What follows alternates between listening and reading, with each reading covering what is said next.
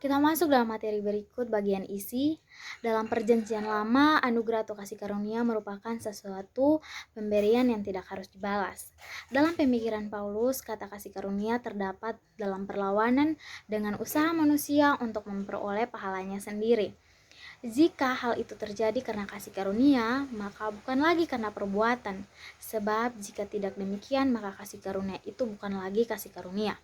Roma 11 ayat 6. Anugerah dalam perjanjian baru merupakan pemberian yang karena Kristus diberi kepada yang percaya dan hanya kepadanya. Perbuatan kasih karunia Allah dan Kristus diungkapkan dalam percaya dan hanya kepadanya. Perbuatan kasih karunia Allah dalam Kristus diungkapkan dalam perjanjian baru oleh istilah-istilah pokok seperti berikut. Injil sinoptis memiliki istilah kerajaan Allah atau kerajaan surga. Dalam Injil Yohanes dipergunakan terang, kemuliaan, kehidupan, dan lain-lain.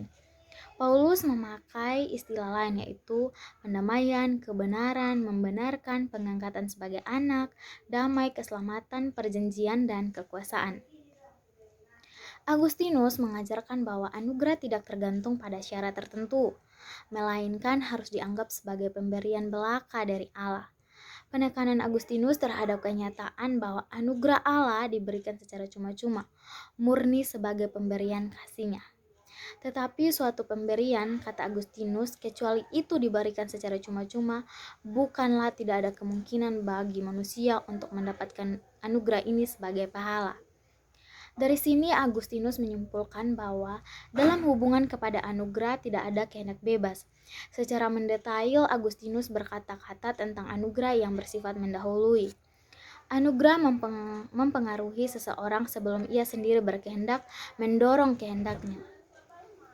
Ia mengikuti akta berkehendak. Kalau tidak, seorang pun akan frustasi. Melalui anugerah ini yang dapat disamakan dengan pemilihan, maka kehendak manusia dipersiapkan. Dari anugerah yang bersifat mendahului ini, Agustinus membedakan anugerah yang bersifat menyertai. Pelagianisme mengajarkan bahwa manusia dapat memperoleh keselamatan berdasarkan kekuatan sendiri, tetapi menurut Agustinus, ia memperoleh hanya oleh anugerah. Anugerah merupakan kekuatan yang mengubahkan dengan mana mereka yang ditarik keluar dari orang-orang terkutuk. Ajaran tentang keselamatan Agustinus bersifat monergistis, tetapi semi-pelagianisme melukiskan ajaran tentang keselamatan yang bersifat sinergitis, yaitu keselamatan dimengerti sebagai usaha bersama antara kemauan bebas manusia dan anugerah ilahi. Dengan alasan yang sama, manusia juga dapat menolak anugerah Allah. Kehendak manusia senantiasa bebas untuk entah menghargai ataupun menolak anugerah Allah. Dengan kata lain, anugerah dan kehendak bebas haruslah bekerja sama. Bahkan naik banding manusia kepada anugerah ilahi adalah pekerjaan dari anugerah itu sendiri. Dalam cara yang sama, anugerah melaksanakan iman dan kehendak ke arah kemurnian. Dalam konteks ini, anugerah mengacu pada infusi Roh Kudus dan karyanya. Kehendak disiapkan oleh Tuhan, demikian dikatakan. Iman berarti mengiyakan pemberitaan Injil. Iman yang diinspirasikan oleh Allah dalam cara yang sangat khusus ini menggerakkan kita untuk datang pada baptisan yang sebaliknya memulihkan kehendak bebas. Pada abad pertengahan, ajaran tentang anugerah sebagaimana dikembangkan oleh Skotisme atau para teolog dan ahli falsafah dan nominalisme para filosofis hampir bersamaan dengan semi-pelagianisme. Thomas Aquinas di pihak lain lebih menekankan aspek bahwa hanya anugerah saja menjadi penyebab yang mengakibatkan reaksi manusia. Baru atas dasar penerimaan anugerah pembenaran, maka manusia dapat mengajarkan suatu amal yang dapat dilihat dalam hubungannya dengan pemikiran tentang pahala dan keberhasilan. Reformasi berusaha menjelaskan kembali soteriologi perjanjian baru. Dalam hal ajaran tentang pembenaran, maka keterangannya diberi tekanan yang lebih kuat. Serentak dengan itu, ajaran tentang pembenaran dihubungkan dengan dualisme dari hukum Taurat dan Injil. Hukum mendakwa manusia Injil memvonis bebaskannya.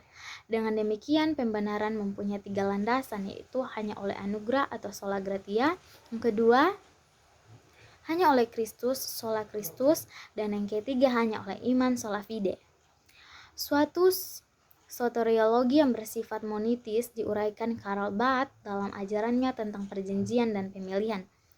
Tipe soteriologi yang monistis itu berlandaskan ajaran tentang pernyataan di mana hukum dianggap sebagai bentuk Injil dan dengan demikian sebagai bagiannya dan bukan sebaliknya. Firman Allah menurut Barth tidak pernah lain dari anugerah saja.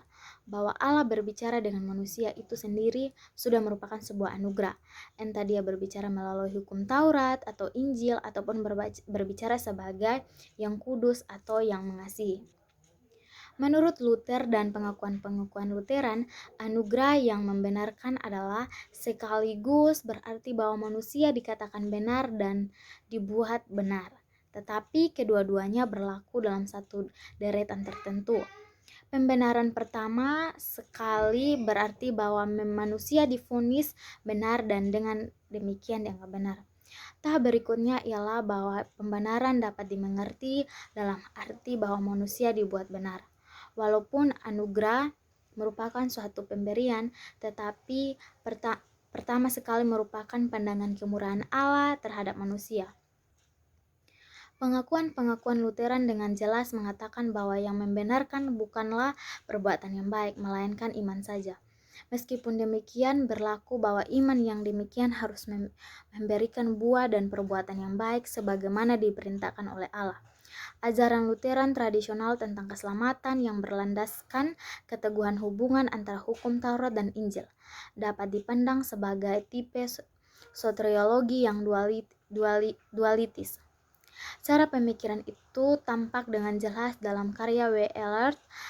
Kalau pada masa modern, pembenaran berarti bahwa seorang individu membuktikan ketidakbersalahannya, lain halnya dengan reformasi. Dalam ortodoksi Lutheran, ajaran reformasi tentang keselamatan diformulasikan kembali dengan lebih mementingkan aspek-aspek rasional dan dengan mengesampingkan istilah-istilah perjanjian baru yang lain. Quintet mengerti anugerah Allah sebagai pandangan kemurahan Allah tentang perbuatan-perbuatan baik. Ia menekankan bahwa karya manusia tidak perlu untuk membenarkan itu sendiri, melainkan hanya dibutuhkan dalam orang-orang yang dibenarkan.